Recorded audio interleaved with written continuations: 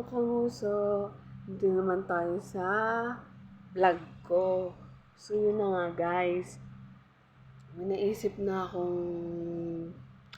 vlog. Pero hindi muna ngayon guys kasi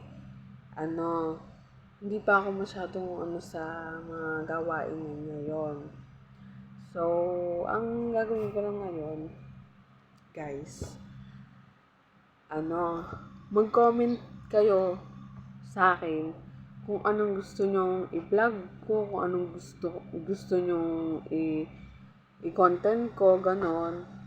At iba-vlog ko para matulungan nyo rin ako sa pag-iisip ng iba-vlog ko kasi wala talaga akong maisip na i-vlog. So, ang naisip ko lang yung sa pagluluto. So, guys, wala naman akong camera.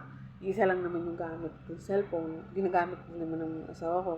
Kaya minsan lang ako mag-videos.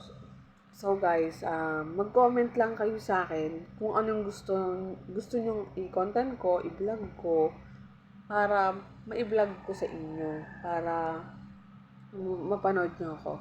Sana supportahan nyo ulit ako sa subscribe. I-subscribe nyo ako guys. So, ngayon, ang ko lang ngayon, ang i-vlog ko lang ngayon is itutur ko kayo sa bahay namin. So guys, mahirap lang naman kami.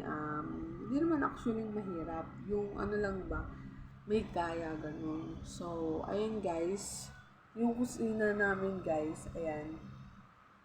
Tapos, ito yung salas namin. Parang konektado na siya sa namin, kusina. Sorry guys, at medyo makalat eh. Yun yung anak ko guys, tulog. So, ito naman yung kwarto namin guys. Yung kwarto namin. Ayan guys. Ayan yung gamit namin. Ayan yung kwarto namin guys. So, dyan kami humihiga ngayon sa lapag. Sorry, medyo makalat guys. So, wala ngayon yung asawa ko kasi nasa trabaho siya. So, naiwan lang kami dito ng anak ko. So, ito naman yung harapan namin. Ayan, guys. Yun yung bahay nung mami ko. Yung bahay. So, guys, ang natin, mga kanguso, ay nag-tour lang ako ng bahay namin. So, ayan, hindi po kami mayaman. May kaya lang po kami. Ayan, guys. O, ayan, o.